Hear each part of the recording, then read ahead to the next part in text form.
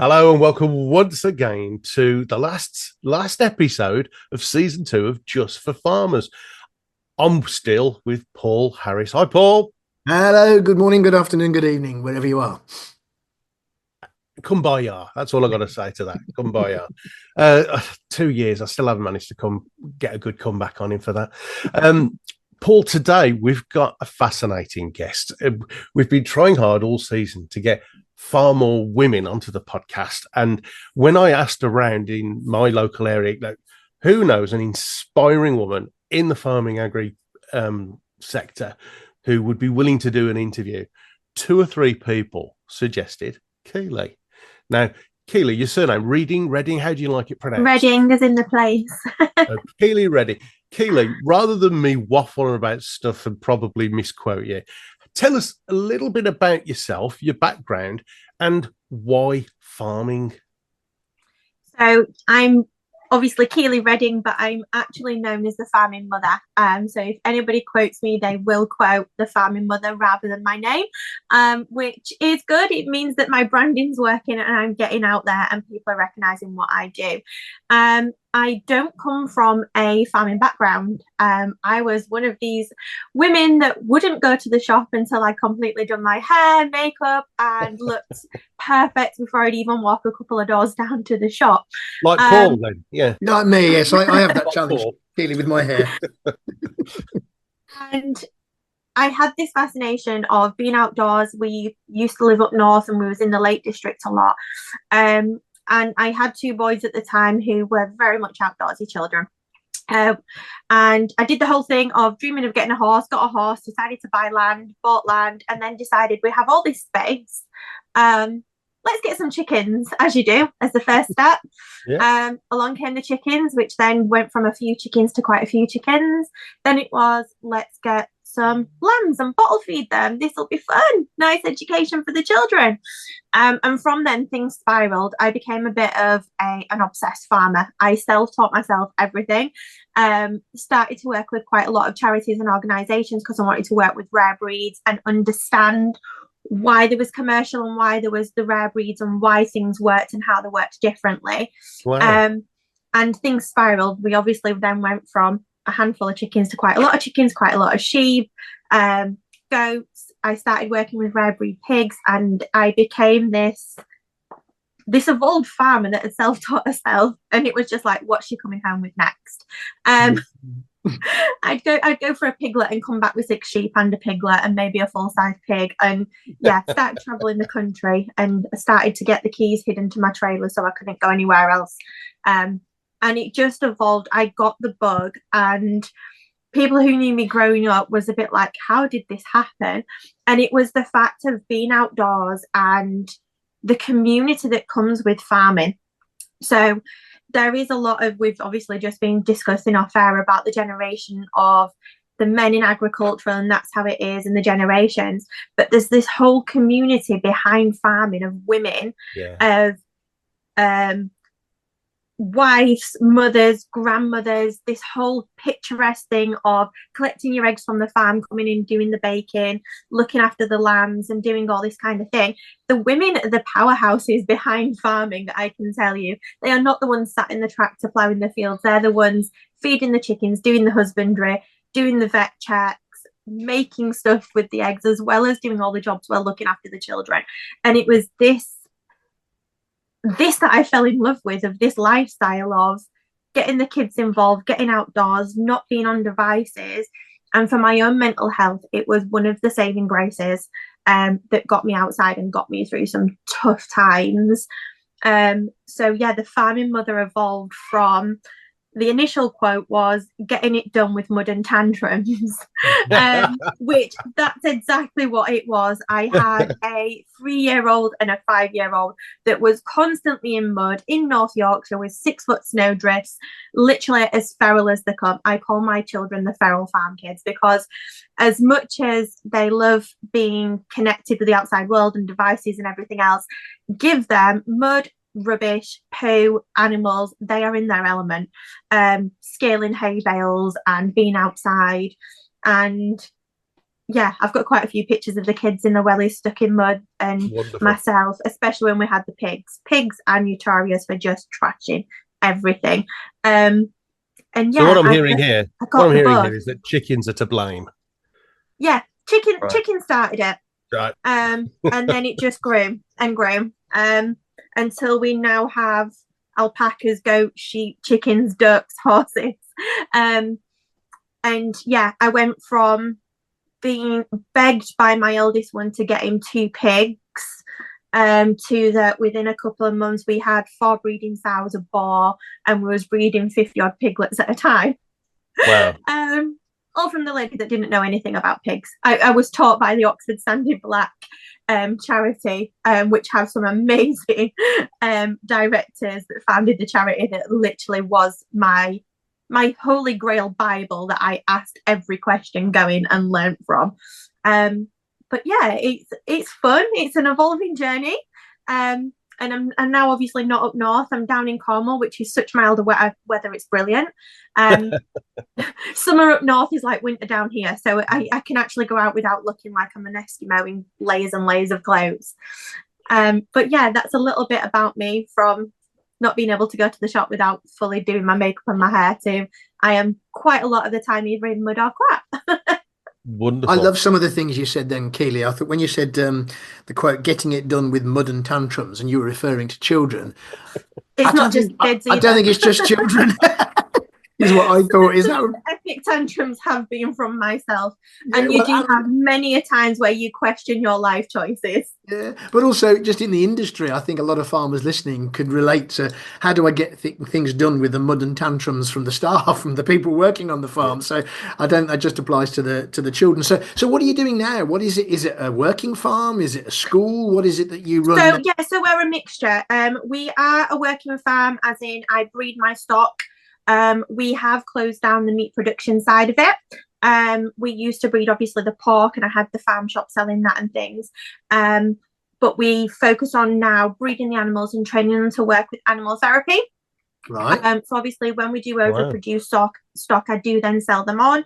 But only once they're at a stage that they are fully weaned, and we don't do anything quickly. Everything is done where they'll self-wean, and it's all done with love and respect. I know all my animals personally. Every chicken has a name, every sheep, alpaca. We know everyone inside out, and their grumpiness, their happy moments, everything. So we train the animals to work with children and adults that have got additional needs or have got mental health problems, and advocate for send families to come and work and connect in nature. But one of the things that it leads itself to is the amount of therapy I can get done through a child or an adult literally cuddling an animal. I can get more done than putting them under hypnosis or having them in a room and doing therapy with them. Yeah, I bet. And why is that, do you think? What is it about working with animals and being around animals that's animals have beneficial? No judgment. They help with regulating emotion. So it allows the person, individual, child or adult, to regulate their emotions, come to a level where their resting heart rate is settling with the animal. Then they've also then got all these endorphins that are coming up from having this love and affection. There is no judgment from an animal. There is no spoken language. So you learn to communicate without having to use words, which is what a lot of SEND children do, especially non-verbal. They can understand the animals and the animal connects with them. And being a parent of a child that's non-verbal, seeing communication without using words is incredible. I'm feeling that, Keeley. I've got an autistic son who's mostly non-verbal, so I'm grinning from ear to ear here. And it's literally seeing the difference between a child that is confined to a classroom to a child that is able to get outside, connect with an animal, connect with nature. They, even if they are non-verbal and they can't communicate back to you what they are learning, they are taking in more being on the farm and being outside than they are in a classroom. And I can guarantee their behaviour is at least 80% better because they're regulated. Well, I'll tell you what, Paul, in 2 years, I don't think we've yet had a guest, when talking about a diverse portfolio on their farm, talk about therapy. And this, again, he just sparks so many ideas that, you know, it's not even just for children and adults that are neurodiverse. As I said, farming saved my mental health. I had a breakdown 5 years ago. I suffer with severe endometriosis and fibromyalgia, which anybody who knows pain-wise is horrendous. Horrible. And I was due for a hysterectomy. I found out 3 weeks before my hysterectomy, I was 3 weeks pregnant with my little girl.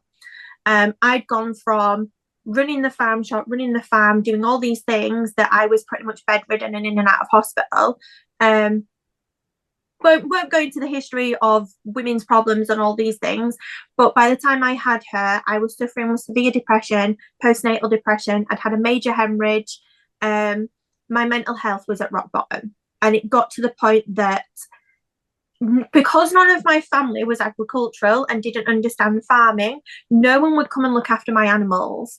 Someone would always step in and look after my children, but I had to get up. Even if I got up and I was still in my pajamas and my wellies, I had to get outside and feed those animals because they relied on me. That's what got me up each day.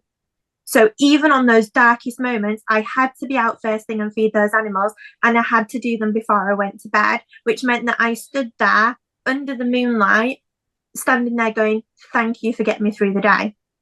And that's what got me through my mental health crisis. I'm sure there's lots of farmers, male, female, young and old, nodding their heads in recognition. It's really interesting again, Keeley, because obviously we deal with the adult end of the agricultural sector rather than children. But mental health, and Dave's right, by the way, we haven't had somebody on in 2 years of the podcast to talk like this, really. But what's really interesting, what you just said, was we often talk about adults and young people struggling with their mental health because of the pressures of agriculture. What we don't actually talk about, and you've just mentioned it, is the mental health benefits of working with, particularly with livestock, because not everyone's working with livestock. If you've got an arable farm, there can be huge amounts of loneliness and lone working. But the mental health benefits, which you're describing, of those animals need feeding, and having to take you outside of yourself into thinking about somebody else. There's days where if you are really struggling with depression, PTSD, especially when you look at survivors that have come out of war, that have soldiers that have come home that are suffering with PTSD, the worst thing they can do is stay inside, and that's anyone that's suffering with depression. If you have got a reason to get outside and you get outside, you are working with your hormones, you're building the oxytocin, you're getting outside, and you are working. That is the best antidepressant you can do, is get outside rather than taking pills. Don't get me wrong, pills work for some, but I can guarantee you will get more out of getting outside, having a walk and connecting with nature. And it has so many benefits, but you have to have a reason to get out. So those that have got a dog and have to go walk the dog, they'll get outside. Those that haven't got a reason to get outside, that then are having to work on those mind monkeys talking to themselves, saying they're depressed, they need to stay inside, and don't have a reason, will suffer longer because they don't have a reason to get out. Whereas if you have got livestock, even if you've only got a handful of chickens, you know for a fact that you've got to let them out and feed them. If you don't shut them in on the night, the fox is going to eat them. So you have to get outside, which gets you out of your comfort zone and gets you out of your own head. And this is the same whether it's adults or children. The amount of children suffering with their mental health through not having their needs met in education, which is then they won't go to school, or they can't go to a school placement because there's not enough SEND places for them, and then suffering with mental health crisis and depression because they're struggling with, why don't I fit in? Why can't I do this? Why aren't I having my needs met the same as everyone else, even if they can't articulate that? Whereas if we get them in outside, there's space for everyone. It doesn't matter if I have a 2-year-old or I have a 22-year-old or a 60-year-old. The same effect of them being on the farm and working with animals and nature works for them all. They're just learning different paces of different things. I can teach them all the same thing, but we just have to do it in a different way, and they'll all understand it differently, but they'll still learn the same thing. Yeah.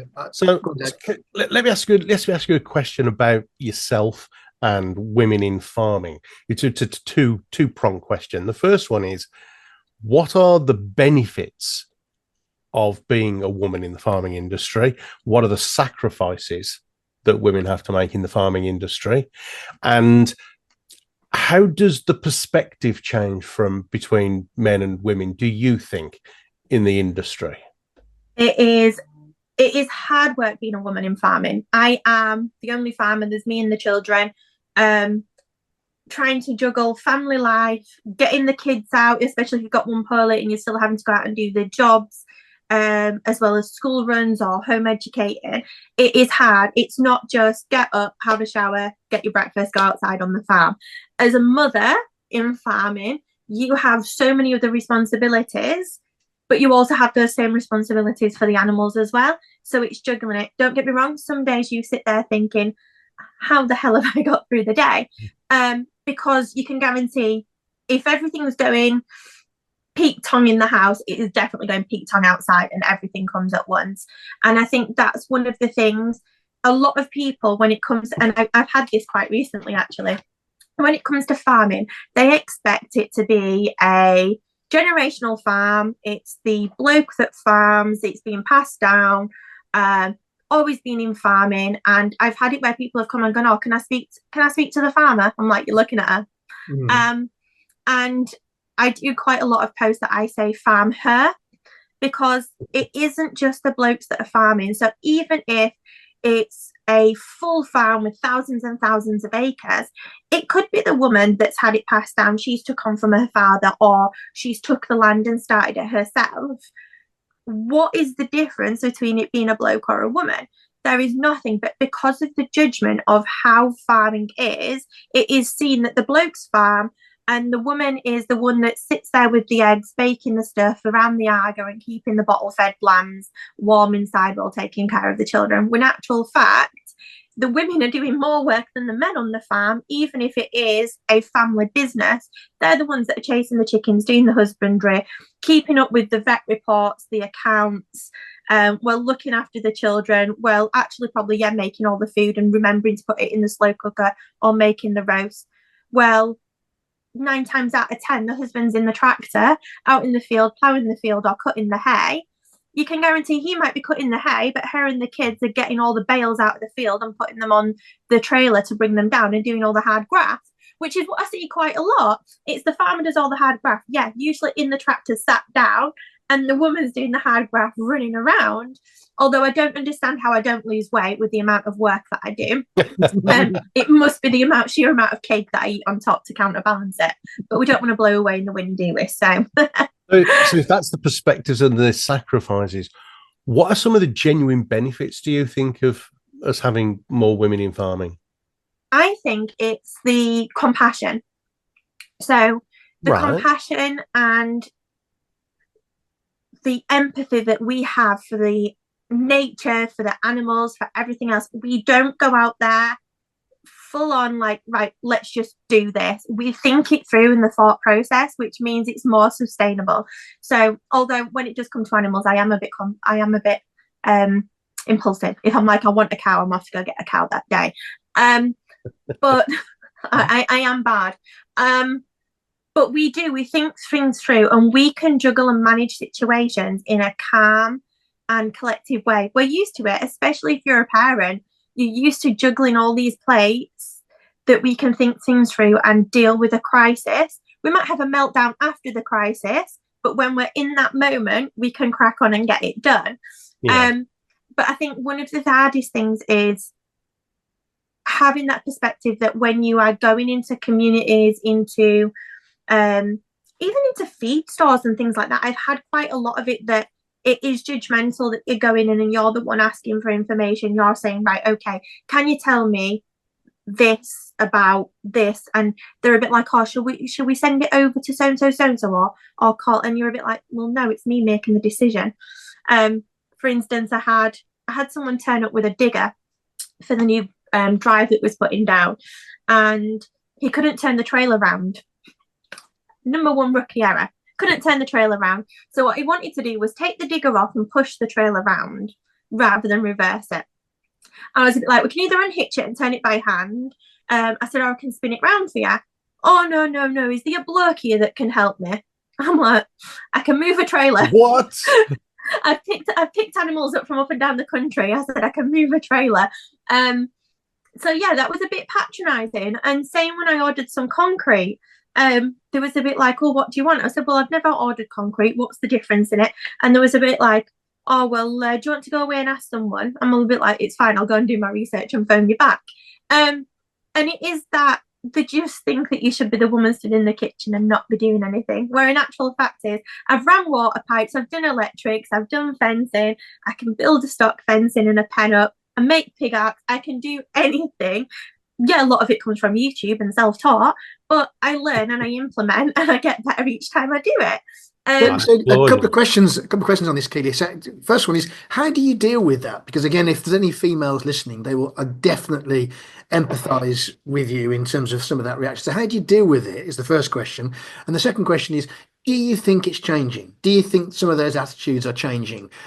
Yeah, and I've got my own answers to both of those questions, but I'm interested in yours first. So how do you deal with it, first of all? I think one of the hardest things is learning to laugh at it. To be honest with you, if you allow the patronizing attitude of people to affect you, don't get me wrong, sometimes it does. You would be literally, you'd be sat on a downer all the time. So it's laughing about it. And to be fair, I do a lot of things where I'll do posts, and one of my favorite things is Jeremy Clarkson. He is, although love him or hate him is a bit like Marmite, I think some of the work he's done through Clarkson's Farm promoting stuff, he has made a lot of waves for the industry in showing how much hard work it is. Yes, he's got money behind him, but he still proves a point of how hard work it is to make money from a farm. You're not alone saying that, Keeley. You're not alone. Honestly, I've followed him on Top Gear. I've always been a car enthusiast. But the minute he came into farming, between him and Vinnie Jones, which both have different aspects of what they're doing, Clarkson for, yes, he can be an absolute pain in the bum. I don't know who's listening, so I don't want to say anything that I'm not supposed to. But he has proven how hard work it is to get a farm and what lens people will go to try and destroy what you're building. I had the same issues with planning and things up north like Clarkson had, but I didn't have the money behind me to fight it, and I had to do a lot of learning and a lot of self-advocating to do that to get to where we was. And then for Vinnie Jones for bringing in the nature side of it, where he is very empathetic with the landscape, with nature, with bringing back crops and wildlife and all that kind of things. And I think having key people like that advocating, but not only that, with Clarkson, his partner, she has done so much for showing that someone can come into farming and make a difference. Lisa, that was her name, can't remember it. Yeah. And it's showing things like that. And obviously I've gone off in a tangent, but when I do things that they say, oh, shall you ask a bloke about? I fixed a burst water pipe the other week when we had the other month when we had a load of Send families here. I'm talking from the main pipe that comes into the property that had burst. We had no water going to the toilets and the showers, and we had 5 families on site. And I did the whole I went and got the parts, which we've got an amazing agricultural place that I literally phone them and go, I need this, and it's like a drop of the hat. Yeah, Keeley's on with something again. So I got the things and I did the whole picture of I did a thing pointing down to it. And that's one of Clarkson's things where he was literally on Top Gear. It used to be, I did a thing. And that's where I kind of promote that women can do things as well. Don't get me wrong, delivering goats and things like that. Sometimes it doesn't always go well, but we get in there and get his hands stuck in and do it. Keeley, just to push on Paul's question, if I may, though. Do you think there's been progress? Very slowly. Yeah. Obviously, I'm now down in Cornwall, and I think certain areas of the country are more stuck in their ways of how it should be. Obviously, Cornwall is very much agricultural and fishing, and it is very much generational down here. Our farm is part of a massive estate of a castle estate, which they have got their own huge farm, and they've got their gamekeepers and everything else, and that is all generational. That has been passed down from, it was that person's dad who then passed it down to them, and that's how the castle staff have all been running the farms, the gamekeeping and everything else. And I think I make waves that they're a bit like, oh, this woman's come in. And there was an instance where I went to go promote the Farming Mother for the business. And I'd read all the business plan, everything that was doing, our next 5-year projections, what we wanted to do. And the questions were diverted to the gentleman. And I was like, excuse me, it's called the Farming Mother for a reason. And that didn't go down very well.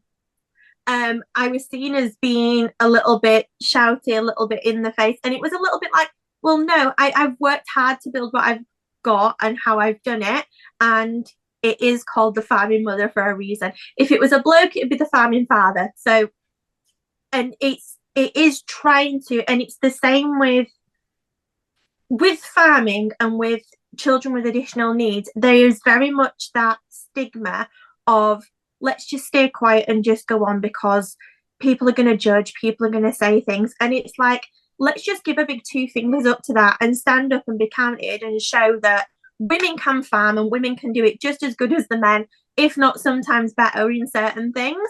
And the same with additional needs. It hasn't only just started to be a thing. ADHD hasn't only just started to come out. Autism hasn't only started to come out. The problem is we used to put people in institutes so we didn't have to see it.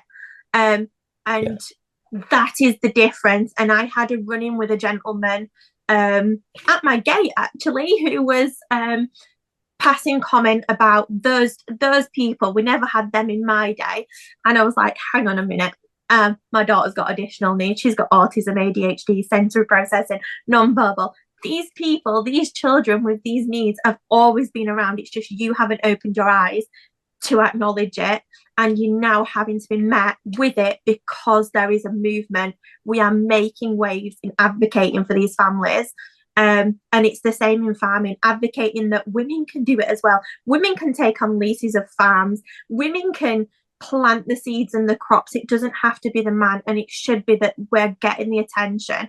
And it's making sure that we hold ourselves of, we don't, there's obviously farming shows where the women wear the nice little short skirts while they're mucking out the stables or doing the things. It's like 99% of the time you are not walking around the farm in a skirt. You have layers of clothes on, you have wellies on. Even in summer, you will have wellies on if you've got shorts on or a dress on, because you're still going through mud and rubbish.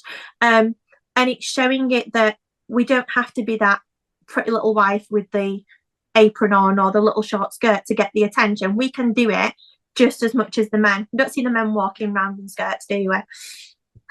I mean, just Keeley, listening to you is inspiring, and I hope the people listening are being as inspired as I am as a bloke to hear you, because I'm very passionate about the gender diversity within farming. I know Dave will, for his personal reasons, will also be interested in the neurodiversity part of farming.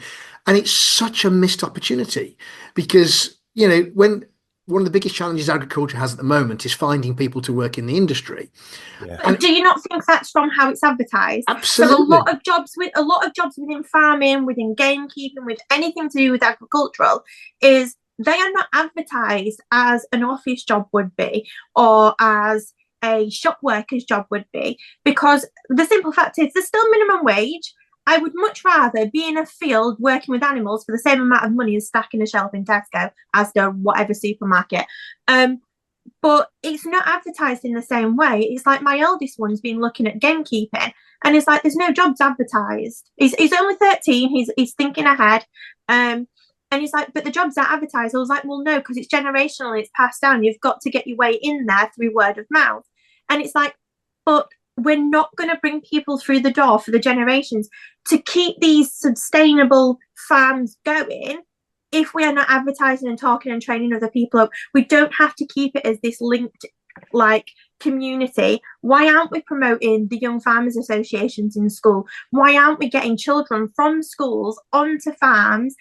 One of my biggest things is, you ask a child where the milk comes from and they will say the supermarket. It's like it comes from a cow. It doesn't just happen to just form into a plastic carton. It comes from a cow. Where's your eggs come from?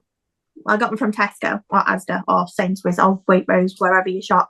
And it's like, well, no, they came from the chicken.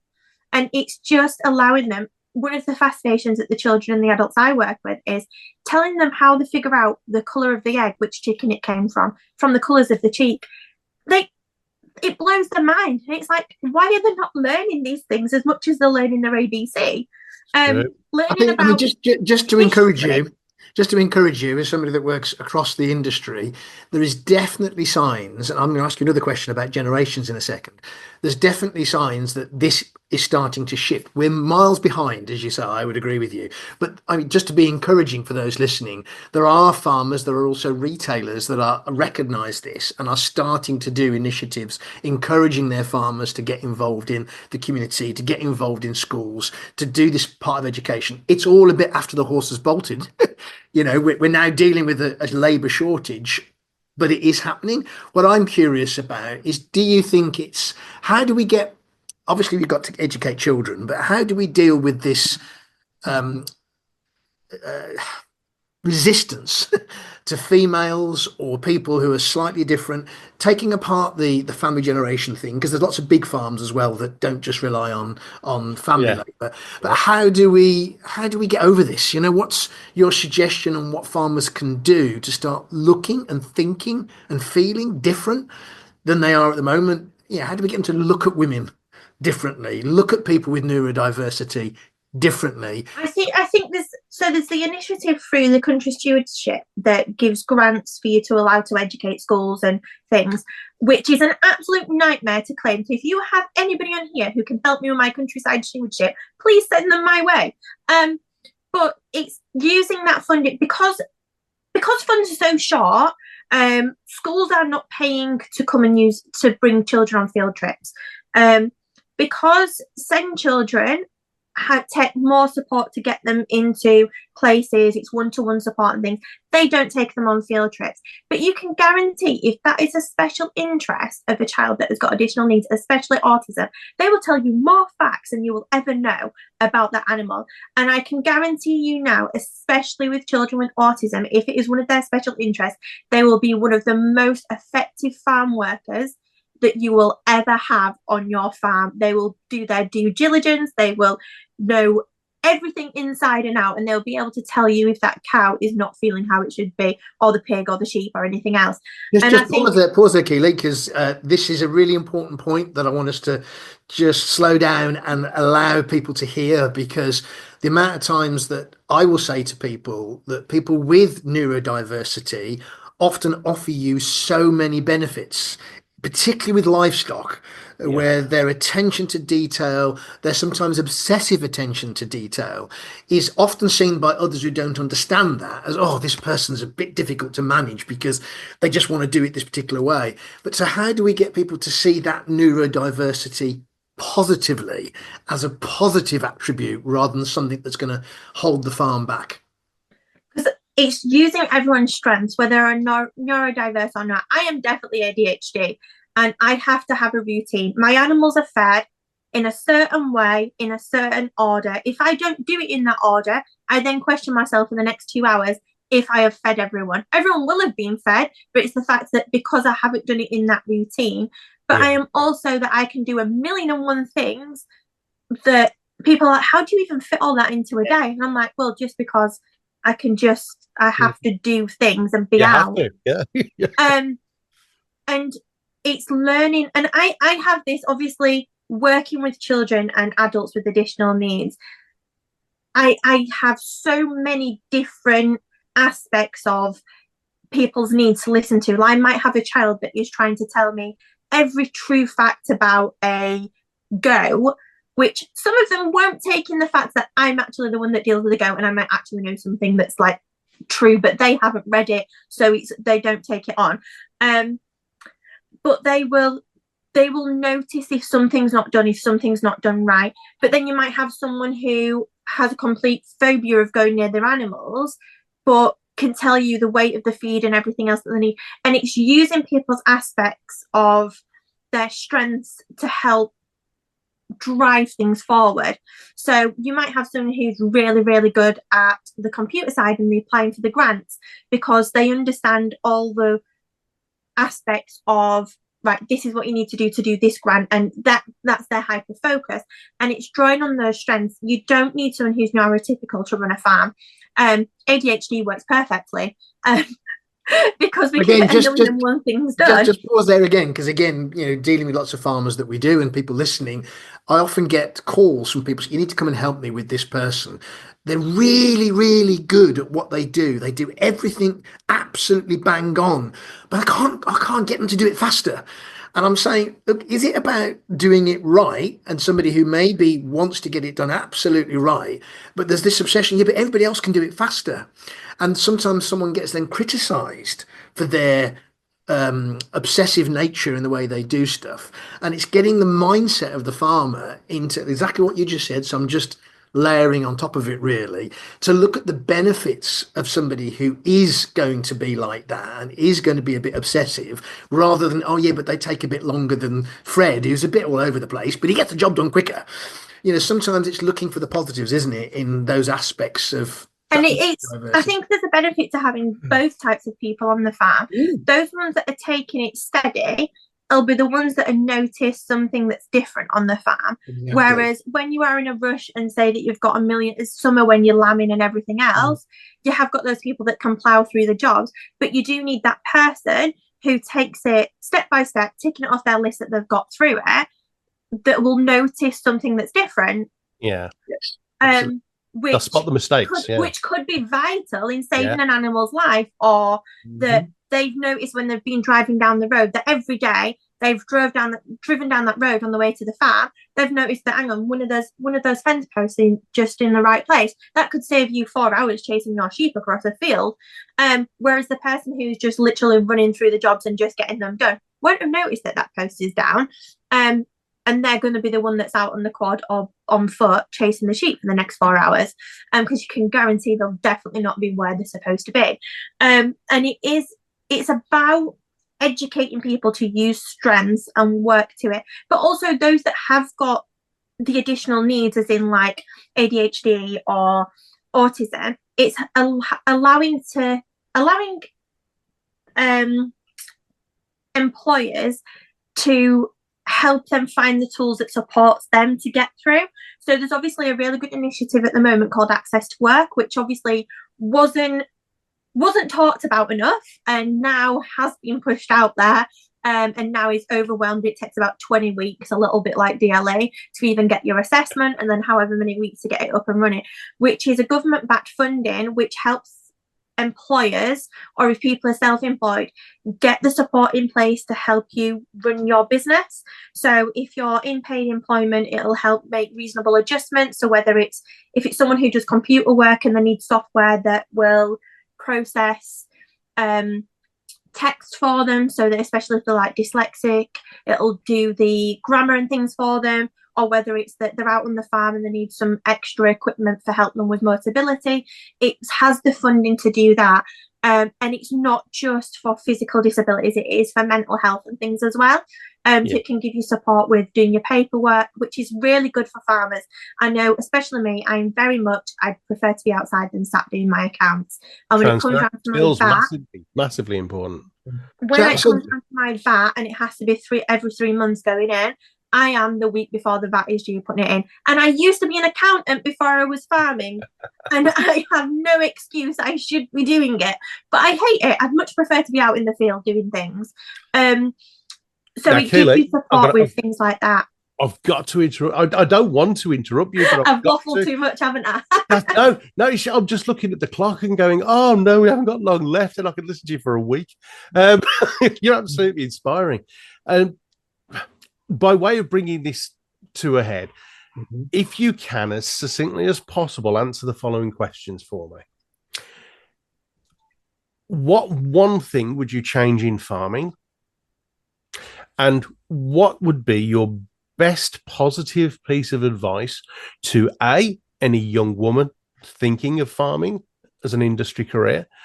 And B, what positive piece of advice would you give to men to help them understand more about the vital role that women can play in farming? So first question first, what one thing would you change? I would change the generational, this is how it's got to be, and this is how we're sticking to it. Open your mind. There is other ways of doing things.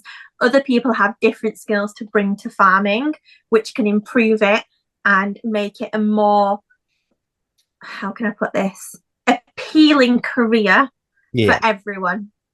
Wonderful. What piece of advice would you give a woman considering farming as a career? Get your wellies on, get out there and go speak to the farmers and get yourself a job. I don't care if you literally turn up there and you look like you're a ball breaker. Get your wellies on, turn up, ask the question and get your foot in the door. Even if it means you're starting with mucking out, you will literally start to show your worth and they will see you for who you are and what you have to offer. And then just get yourself some land and start buying chickens and sheep and goats and just do it. It all starts with the chickens. That's gone full circle, haven't we? And finally, to any people like me, the old white middle-aged people who are sitting there going, what advice would you give them to help them think differently? Open your mind and your eyes. The world is evolving. You're not always going to have generations of blokes. Your wife cannot decide whether she's having a boy or a girl. Everyone is capable of achieving, and it doesn't matter whether they are a bloke. It doesn't matter if they're a boy. Women are just as powerful, if not more, in being powerhouses and making things happen. And give everyone a chance. I don't care if you have never come into contact or awareness of people with neurodiversities, autism, SEND, you don't understand the terms, research them. Life is changing and evolving, and let's make it inclusive. Wow. Can I just add one last final, just to please clarify something? One of the pushbacks you'll often get from men about women in farming or in any other business, oh yeah, but you have babies. What's your response to that? Give us a robust response to that, Keeley. If you can push a child out, you can definitely do any job on that farm. You can take any pain. I am guarantee you, I've had 3 children. There is no pain like it. There is no greater love of it, but you can completely relate to any animal that is going through that. As I had last summer a goat that decided that the kid was too big for it, and we had an hour of battling. I completely related to that goat and how bad it was. And that's the difference. No bloke will ever understand a cow or a sheep or a pig giving birth like a woman will. And I take my hat off to pigs when they're pushing out 16 piglets in one go, and it's 2 at a time, like literally from either side, one, another one, break, next one. And then the thing that amazes me is how animals just get up and they know how to feed, they know how to sing it. And it's like you have this whole thing with a baby that you're having to do everything, whereas the piglet just gets up and walks around and starts feeding. Now, fantastic. I'm a bit lost for words. Keeley, it has been an absolutely breath of fresh air. You're an inspiring human being. It is a delight to have got to know you just a little bit. If anybody listening to this wants to get hold of you or help you or give or ask your advice, how can they get hold of you best? Search the Farming Mother. So we are trademarked as well. So we have the Farming Mother and the Farming Mother CIC. So basically, I opened the CIC just because I am notorious for funding things through my own pocket to help and support people. So I opened the CIC so we could try and access funding. Because there is so many people that need support out there. I just don't have enough hours to give without working through the night. So yeah, just search the Farming Mother. So there's the Farming Mother and the Farming Mother CIC. The website is www.thefarmingmother.co.uk. There's also quizzes on there. Ones for help and support, literally fill in the quiz and then you get support back on there as well. Anybody who's working in the industry that wants me to come and consult so that you are working and being inclusive, please feel free to reach out. That's something that I can do from distance or come and access on the farm and support. Anybody who has people working on the farm that need support and need ideas of how to be more inclusive or how to support schools and local industries and things like that, please feel free to reach out. Bless you. Keeley, so generous, inspiring. Brilliant. I truly want to meet you one day. Thank you so much. Paul, thank you very much for having me. And we'll see you again on another Just for Farmers. Cheery bye. Now we're going to have our spot with James Bacon, the fitness expert. As ever, before you try anything on a consistent basis or over and above what you'd normally do, maybe best consult with a doctor before you do much exercise. But listen, enjoy, more importantly, use what he's got to tell you. There's gold in them there clips. Right, we're with James Bacon again, the BodyFix coach at the Grindhouse Gym in Burton. Now, James, farmers are fencing, they're using rope and that all the time, and you see them bent over, struggling to pull.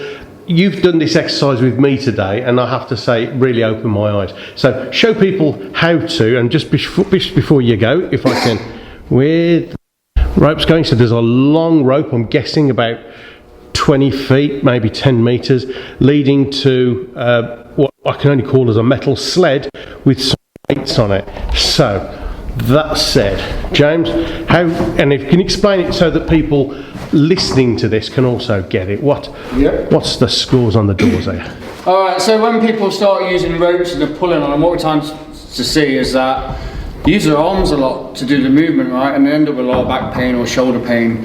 So when we show people like David how to pull a rope effectively, we're starting to use the whole body to get that weight towards us. And you can apply this to anything what you're using a rope for, I guess, around the farm. So what I am doing, I am picking up my rope to start with. I'm going to have my rope to the left side of me, just so it's just easy as it starts to mount up, that it's not in the way of my legs. Yeah. So the best way I can say how to do it, I'm going to have my feet a little bit wider than my hips on this one. Okay. You can have it narrow if you want, it's entirely up to you. Yeah. But I'm going to put a little bit of bend in my knees as well. Alright, so what I'm going to think about doing here, I'm keeping my chest nice and tall, and if you watch back to one of the other videos earlier, we showed you how to do a deadlift, where we hinged our hips back. Yeah. So I'm going to take a hand on my rope as far as I can, and then another one here. So I've got my knees bent and my hips back and my chest nice and tall, and I've took a little bit of a deep breath into my stomach here as well, just to brace that core. So when I've got both my hands in position, I am going to start standing up, but I'm also going to start bending my elbows, and I'm just going to straighten my body out, and then I can get myself back down again. So you're putting one hand over the other. Yeah. So I've got hand over hand on my grip. I've got bent knees, my chest is now down towards the floor and my hips are pointing back towards the wall behind me. And you tense your buttocks. So what I'm going to do here, as I stand up I can squeeze my bum, so it's a bend of the knees, straighten my legs out and I squeeze my bum. And you're using your chest. Yeah, that's it. So I grab, I stand up, I pull my hands towards me and I squeeze my bum and I get myself back down again.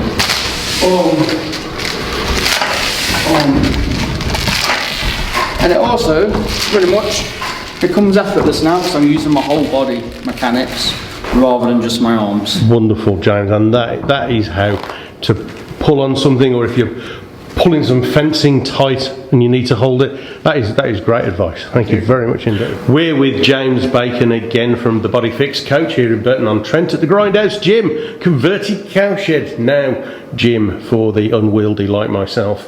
James has given us some really great videos this year on how you can increase the strength of your core to really just start looking after yourselves a little bit more and more easily without spending 3 hours at a gym knocking back Red Bull and then collapsing in the shower afterwards. So James, this one I want to push you because it's all very well looking after yourself by exercising and working on your core strength, but how about afterwards? How about what you do to rest and recover? Yeah, it's such a big subject, and yeah, we have talked about different things throughout this podcast. So one of the biggest things that we try and push with our clients is rest and recovery, and we can do all the exercise that we want throughout the day, but that is just a stimulus on the body, right? So rest and recovery doesn't just necessarily just mean in sitting still and not moving. We can do stuff like just going out for a walk. We can look at stuff with our nutrition, which is really important to help our body recover.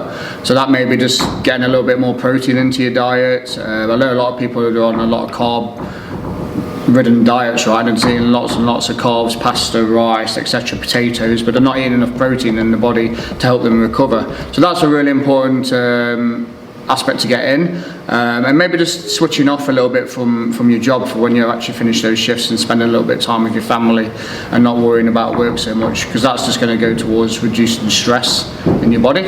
Now, it's easy to say just switch off. Yeah. Because, farmers, they work very, very hard, Absolutely. sometimes mentally as well as physically taxing. Yep. Any ideas how they can do that? Because, getting to sleep, and sleep can be a challenge for many farmers. Yeah, I can only speak from my own experiences really. Myself as a business owner, I struggle to switch off. But I've just found doing simple things like maybe just reading a book an hour before you go to bed, or just even if it's just watching some TV that you enjoy. Or just a farmer's video, maybe. Just a farmer's video, maybe. Yeah, that'd be a good idea. Just finding something you actually enjoy that does take your mind off of your actual job. I know it's not always the most easiest thing to do. Maybe just taking away a little bit more time away from screens as well. That actually, so you can get away from that information that's going through your head all the time as well. Okay, and how about when they've finished, they've jumped out the tractor, they've hosed down the yard and the vehicles and the machinery, they walk into the home, should they just sit down and relax, or what's the best and safest way for them to start recovery? I would say after a hard day's work, maybe look at some of the stretches, what we've showed you throughout this podcast series, have a go at them because they're going to help to promote recovery. Get some good food down you, get some good water down you, and then just go from there really and see what the evening brings. Sit on a, kitchen chair, comfy lounge chair. We know sitting's not the best thing for you, but maybe have a lie down instead. Have a lie down on a hard floor. On the bed. James, thank you very much indeed. I hope that's useful, guys.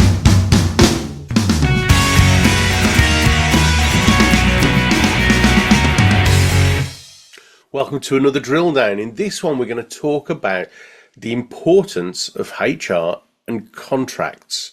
Now, it doesn't take a rocket surgeon to work out. A rocket surgeon or a rocket scientist? Well, it's either a rocket scientist or a brain surgeon. So I just kind of covering all bases here. It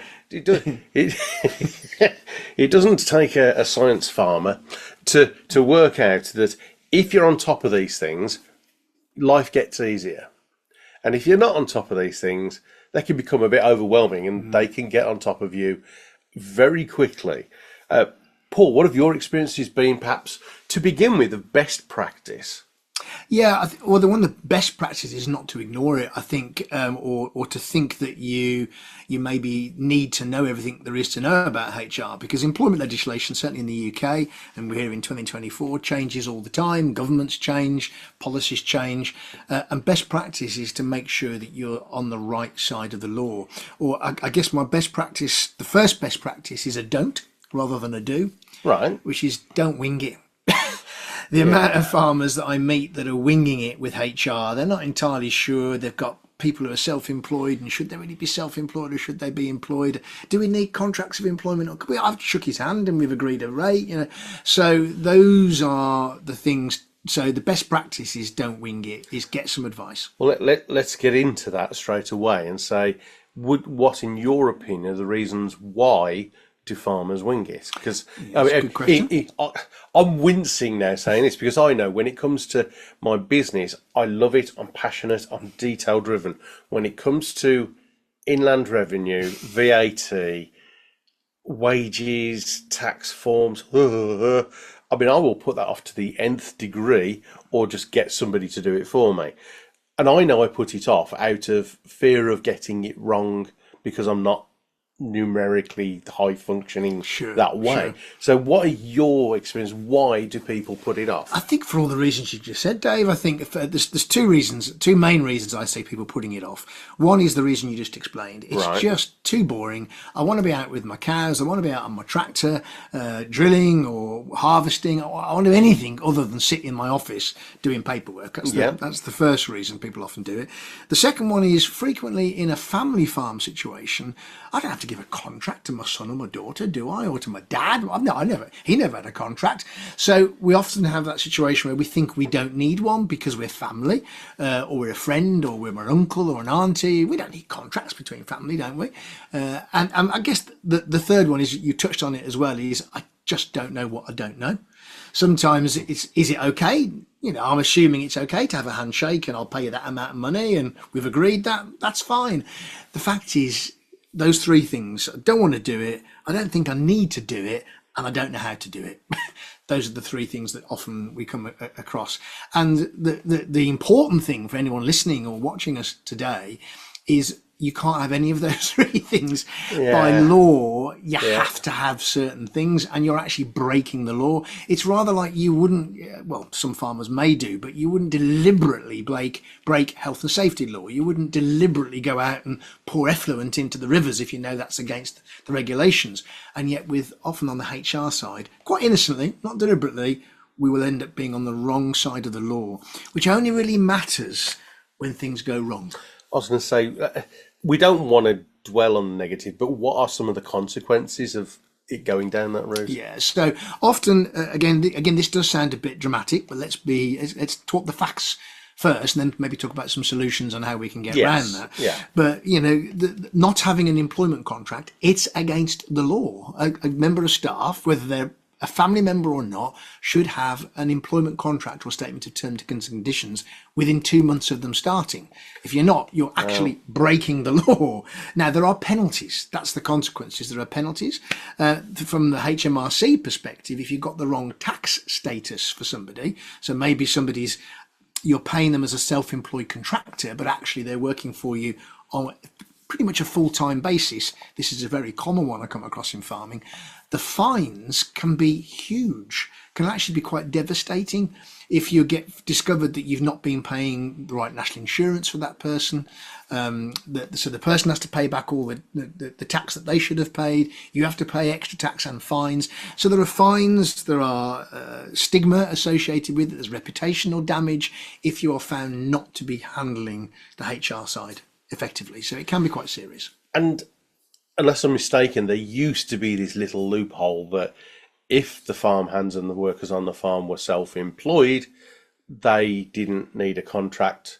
But I think nowadays Inland Revenue are really hot on this. And if your only source of paid income is one customer, i.e. the farm, then that doesn't count anymore, does it? That's where the difficulty comes, because if you are, and in farming often we have seasonal workers, we have people coming into work for harvest, if it's an arable type operation, or if it's livestock, we might have people coming in part-time to do milking. Many of those can be very securely retained as self-employed people because they have income from other sources. Yes. The difficulty, as you say, David, comes from when perhaps I've got somebody working for me and I even put them in a farm cottage, and yet they've got a self-employed status because it may be they do a bit of gardening at the weekend or something. The challenge is the HMRC would look at that and say, no, the primary source of that person's income is employed. Therefore, you, the farmer, should be paying 13% national insurance contributions in 2024, and you, the employee, should be paying tax at the full rate, not at necessarily a reduced rate. It can be negated with having a limited company as a self-employed person, and it's not that black and white. There are grey areas, but fundamentally, if you've got somebody working for you on a pretty much full-time basis or even on a part-time basis and they're not getting income from anywhere else, they should have employed status. That's the biggest one that people tend to get wrong, and there are serious fines and consequences to having it wrong. So if that's not a big enough reason to go, okay, let's do something about it. So let's start talking about what can they do to lessen this burden so that they get it right. The obvious thing is to take external advice. There are HR companies out there. My company, Real Success, we help people with this all the time. It's a part of what we do. Ask somebody, ask a farmer, who do you use to help you with your HR side? And the start point for anybody is a contract. The two things are get the tax status right, are they employed or self-employed, and get a contract. Because you can have a self-employed contract, somebody working for you nearly full time, but you can have a self-employed contract. We have those as well. So you can be but it has to be a written contract that yeah. states this person is not got an employed relationship. They're not going to get holiday pay. They've got to provide somebody else if they can't come in. It's like a service contract, effectively, you can have with a self-employed person. Those are the two things. Speak to a HR person and get those two things sorted. Your tax status of your members of staff or contractors, and whether they're self-employed or non-self-employed. Yeah. Wonderful. Okay, so that's the first thing. Get some help, get some advice, and maybe if, like me, they're still a bit paranoid about filling out forms, how do they go about getting the right person? I mean, you've said ask other farmers. Right person to help them. Real success. Yeah. I mean, recommendations often the best way, but often your accountant may know somebody, your solicitor may know somebody, even your farm consultant may know somebody who can help you with the HR side of the business. The key is, the big, almost last thing to say on this drill down is, don't ignore it. Just don't leave it and think it's okay just to not have this bottom down. So ask somebody, ask your existing, even ask a vet. Do they know somebody that they can recommend? Because we all tend to work within the industry, and I know lots of vets and business consultants, and they likewise can recommend people like us into help farmers. And it's not that onerous. It often feels like, oh God, it's paperwork and it's lots of contracts. It's just done once. Once you've got the contract in place, unless the contract changes, it's done. You can tick it off, you can move on. Once you've got the tax status sorted, we can tick it off and we can move on. It isn't something you've got to be doing all the time, but you've got to get it right in the first place. So other than being legally competent and safe and not being fined by HMRC and people knocking on your door and all what are some of the measurable benefits of having contracts in place? One of the biggest benefits is your reputation in the marketplace as being an employer of choice, somebody that does things correctly, somebody that, if you've got say you're recruiting somebody and someone comes for an interview and they say, well, what's the contract? Will I get an... No, we don't bother about contracts. It's all on a handshake. It's all about trust, isn't it? They'll go down to the person down the road that gives them a proper employment contract. So there's a reputational bit. There's also protection. A contract does give you a level of protection as well. Yeah. So it keeps you safe. It keeps you in a safe place, and it helps your reputation with people coming to work with you. I think, and what you've said there, Paul, I think is critical that we emphasise. It is as much to protect the employer as it is the employee. So make sure it's done properly with someone who understands the farming industry, understands the intricacies and the whys and wherefores and the things that can go wrong or the things that are argued about, like hourly rate and time and holiday pay, sick pay, blah, blah, blah. Make sure you get someone who really understands that within the industry, because it really is designed to protect you as well as the employee. Just one last thing, Dave, before we close this little drill down, is the other area that's very controversial is hourly rates. Because of the minimum wage and the number of hours often that people work in farming, we can have major issues with paying salaries rather than hourly rates, and suddenly finding our hourly rate is dipping down below minimum wage. So there are a number of things like that where you can get caught out and be fined and have to pay things back. So the message is the same. Speak to somebody, get your house in order, get it done once, and you'll find that you can then just maintain it. But if, like me, you're sitting here wide-eyed going, but I'm still scared, please take Paul's advice. Reach out, get some help, and you can even get people to do it for you if you can afford to do that. But not doing it will have worse consequences than your fear of doing it. So listen to the advice, listen to Paul, and do something about it. Get on top of it. And if you are, well done. You've just wasted 10 minutes. But seriously, well done if you are. And we'll see you soon on another drill down. Bye-bye.